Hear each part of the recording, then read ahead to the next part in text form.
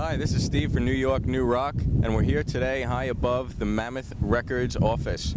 As you can see, it's a beautiful day, and we have a special interview with the band Antenna. I'd like to introduce the band. To my left is John. Hello. Jake, Frida, and Ed. And they will be releasing their first LP in about... Second LP. Sorry about that. Second LP, beginning of March, so please look forward to that. I saw you guys last night at CBGB's.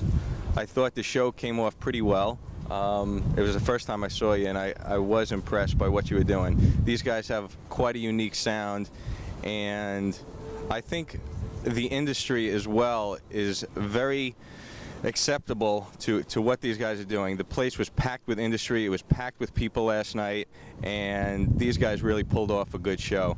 And I'd like to go to you guys and ask you what your thoughts on the show were. Well, it was really loud on stage and my ears were ringing all night, so I think that means it was a pretty good show. And that was nice. I mean, nice crowd. I like CB's. It's a fun place. Okay.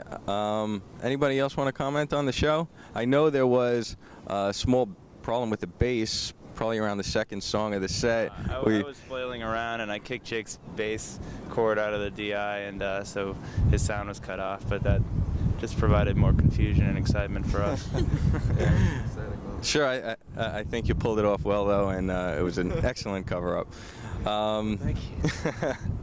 If I can ask you guys, as far as any message you're portraying in your music that you'd like some people to understand, Ed, do you want to address this? Ed, you can. Yeah. We're out to kill college rock. We're out to smash the state. We're out to hook up with alien beings and create a sort of trans-global and trans-universal brotherhood of like something or other, but we're not sure. That's about right. Is that close? That's a very, very precise definition, and But we'll first and foremost, to end college rock, or alternative music, as it were. Okay, I think we get the idea.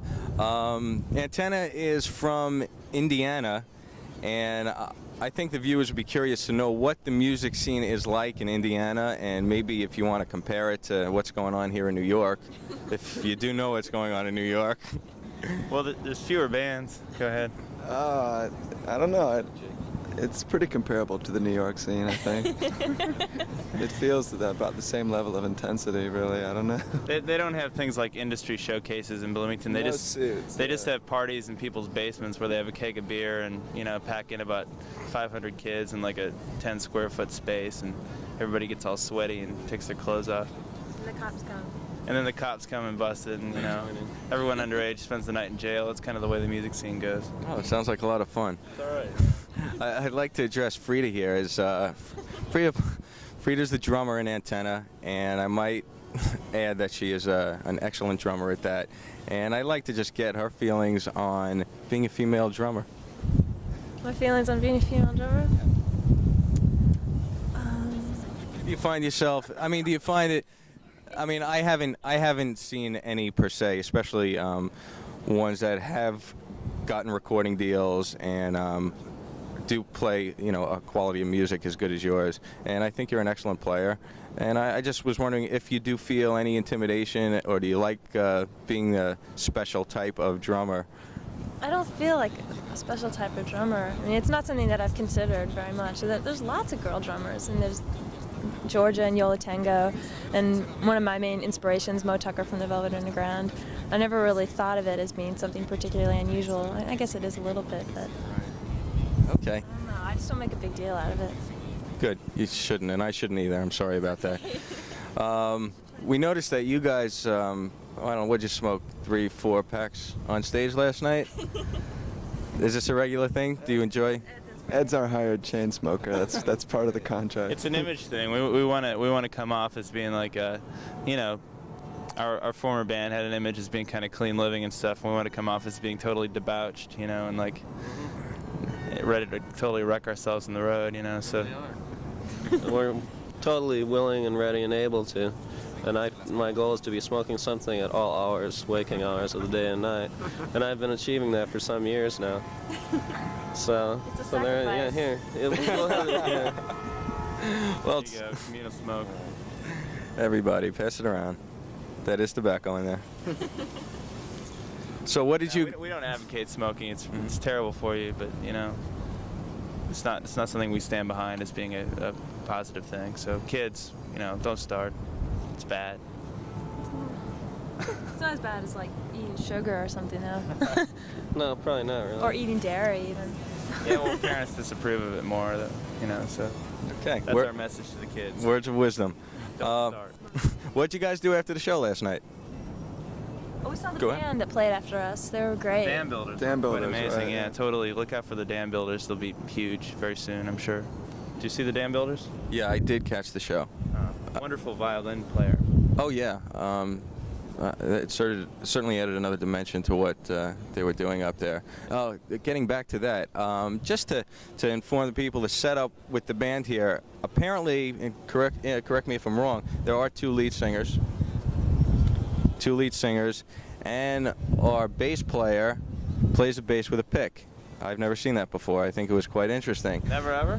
And I've never seen it. Sid Vicious and the Sex Pistols, he did it. That's why I've never seen it. Have you always played with a pick? Yeah, mostly. It's a lot. I've always had really bad equipment, really kind of bad amplifiers, and when you're playing in a basement or something at a party, if you've got a pick, it cuts right through, you know. You're always trying to be as loud as the guitar player. So that's the only way to do it sometimes, is to play with a pick. Right. No, I thought it came off as an excellent sound. Why don't you tell us about the first single that you guys are going to be releasing, name, and First single's gonna be Shine, right?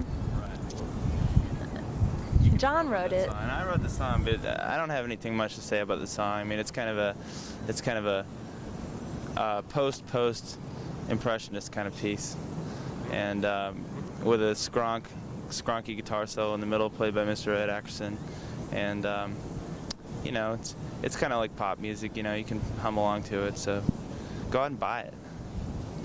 go out and buy it, everybody. And what are your plans for a video? Jake? We're gonna make one, the day after tomorrow in Boston, with some guy, I don't know who. Yeah, he's going Who's to have got us play along with our song backwards so that confetti can be rising up from the floor. We're kind of excited about it. Oh, that sounds interesting. It's our second video. The first video, we played Twister and painted each other with finger paints, but I don't think it ever got shown anywhere. So you saw it? Yeah. At First Avenue? Well, they played at First Avenue in Minneapolis. I mean, MTV never played it, so, you know, we were disappointed. I mean, you know, I don't know. Yeah. But, you know, maybe you'll play our video. I don't know.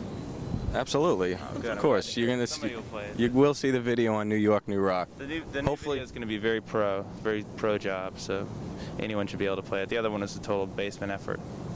Well, we certainly look forward to it. And I guess since you're going to Boston tomorrow, it's your last day in New York, what kind of touring plans do you have? Is there dates set up that people can catch the show?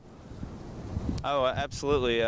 One in Boston, and then we're playing Muncie, Indiana next Wednesday, and Bloomington next Friday.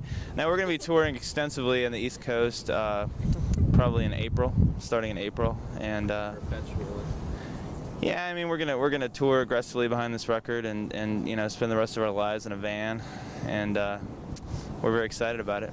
All right, terrific. So you guys enjoy the road. Thanks a lot. And I believe we really enjoyed the interview with you guys today, and we look forward to your return to the East Coast. We look forward to your LP coming out, Hideout, and we should expect that in March. So say goodbye, everybody. Bye. Thanks a lot. Bye.